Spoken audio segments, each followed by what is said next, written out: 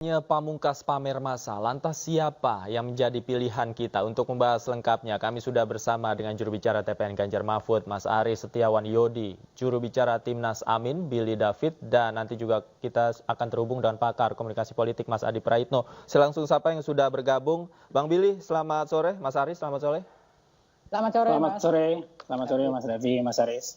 Oke, saya ke Bang Billy terlebih dahulu deh, sesuai nomor urut jagoannya nih. Bang Billy, acara kampanye akbar Anies Muhaimin sudah digelar sejak pagi infonya. Berapa yang datang tadi?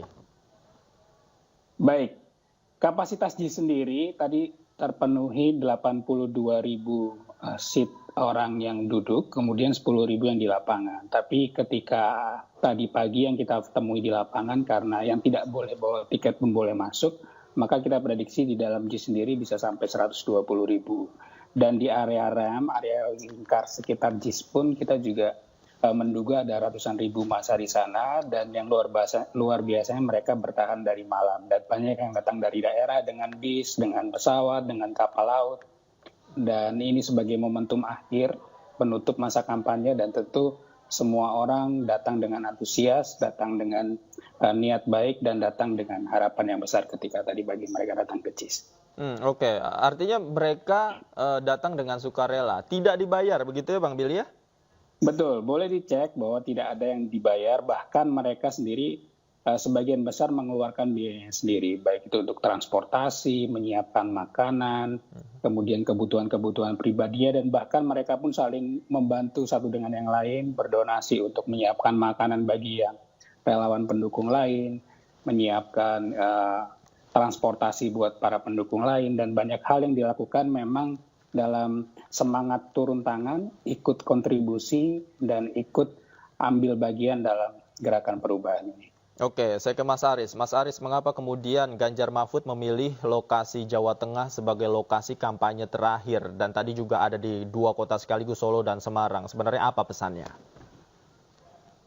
Baik, terima kasih Mas David. Masyarakat Indonesia, sebelumnya saya mengucapkan selamat Hari Raya Imlek tahun 2024 bagi segenap kawan-kawan yang merayakan, dan juga Isra Miraj di hari sebelumnya. Terkait dengan kampanye akbar terakhir Pak Ganjar Pak Mahfud memilih Jawa Tengah, tentu saja bukan sebuah hal yang tanpa pertimbangan. Dijelaskan bahwa bahkan Mas Ganjar ini dan Prof Mahfud adalah satu-satunya capres yang di hari terakhir dengan stamina yang luar biasa, dengan persiapan yang luar biasa, menghadiri dua titik kampanye di Jawa Tengah, yaitu Solo dan Semarang.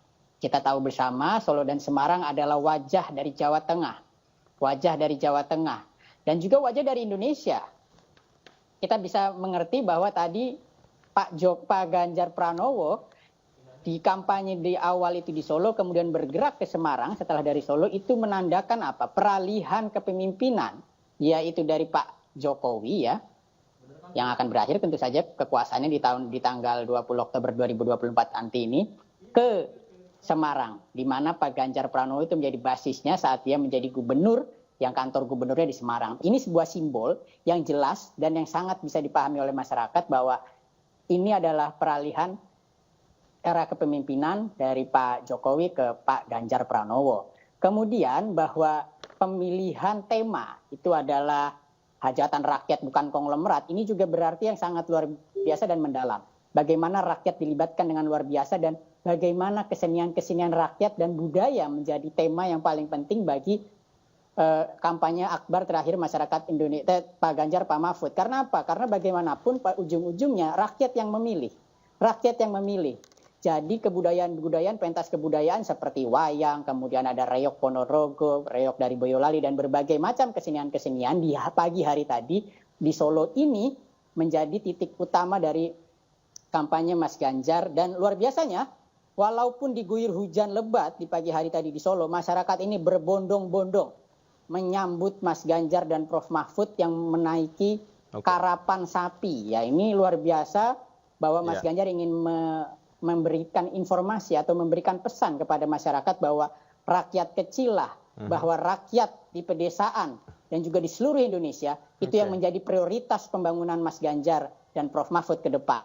Kemudian juga di Semarang tadi kita lihat bahwa ada ibu-ibu penyandang disabilitas, perempuan minoritas, ini yang diajak berbicara dan berdialog di depan ratusan ribuan massa yang hadir. Ini artinya apa? Mas Ganjar selalu memberikan tempat inklusi, tidak ada yang kepada masyarakat minoritas. Sehingga program-program yang ada, misalnya Satu Keluarga Miskin Satu Sarjana, penciptaan 17 juta lapangan pekerjaan, kemudian KTP Sakti yang merangkum semua bantuan sosial yang ada nantinya, ini dapat dirasakan oleh masyarakat. Ini sebenarnya pesannya. Jadi Mas Ganjar tidak ingin kampanye akhirnya hanya dipenuhi oleh konser-konser belaka, apalagi hal-hal yang tidak penting, melainkan ingin melibatkan rakyat. Rakyat yang jadi prioritas utama. Oke, baik. Sudah bergabung juga ternyata bersama kita Mas Adi Praitno. Saya langsung ke Mas Adi. Mas Adi, kampanye akbar yang dilaksanakan masing-masing paslon kita lihat dipenuhi massa begitu di masing-masing lokasi. Apakah ini akan menjadi seremonial pamer massa semata atau cukup signifikan mempengaruhi pilihan rakyat nanti tanggal 14?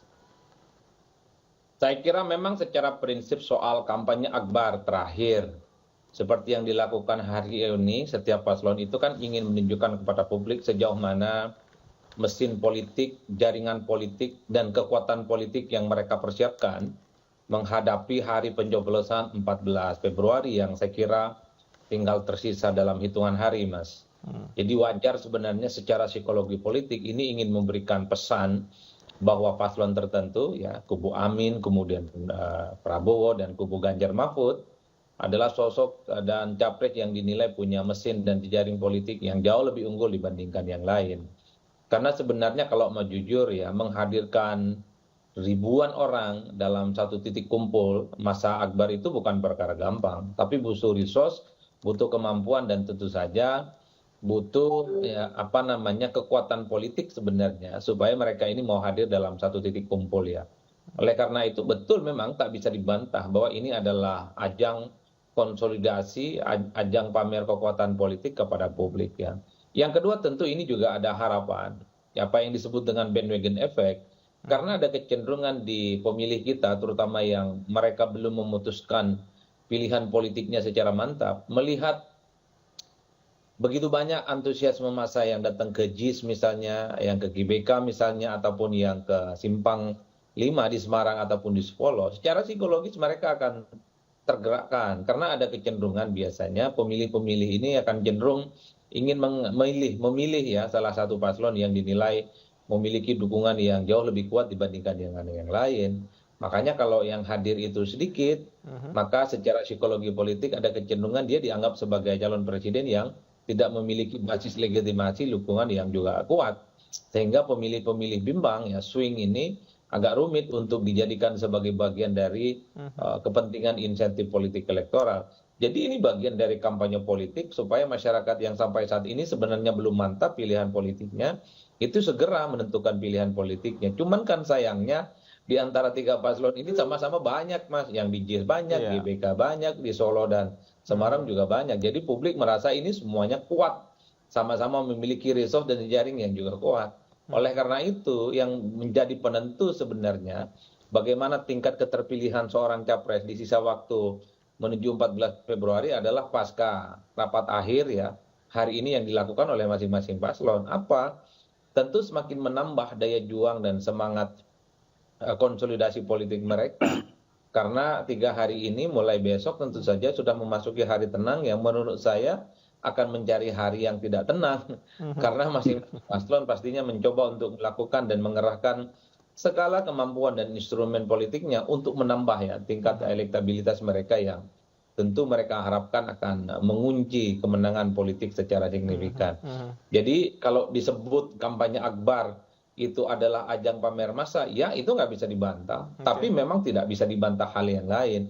Ini kan ajang konsolidasi karena mengajak orang datang ke lapangan misalnya ya untuk ikut kampanye itu kan bukan perkara gampang. Inilah yang saya kira dalam aspek komunikasi politik akan memberikan energi dan semangat supaya setelah kampanye ini dilakukan mesin-mesin politik yang diorkestrasi ini akan berlipat ganda semangat juangnya untuk meraih suara dukungan publik ya secara signifikan di tanggal 4 Februari yang bertepatan dengan hari Rabu itu, Mas. Saya kira di situ poinnya. Jadi memang kelompok-kelompok swing, orang yang belum mantap pilihan politiknya adalah menjadi bagian dari hal yang sebenarnya ingin disasar dalam kampanye ini. Tentu sambil lalu, ajang kampanye seperti hari ini adalah untuk memantapkan iman politik para pemilih ya, karena pemilih kita ini senang kalau bisa hadir dalam satu event di mana dihadiri oleh pasangan capres dan cawapres yang mereka usung, sehingga kemantapan untuk memilih itu semakin kuat dan semakin solid. Jadi tidak bisa disepelekan sebenarnya, karena bisa saja ada momen historis yang semacam ini yang tidak akan mereka lupakan, bahkan sepanjang hidup mereka. Baik.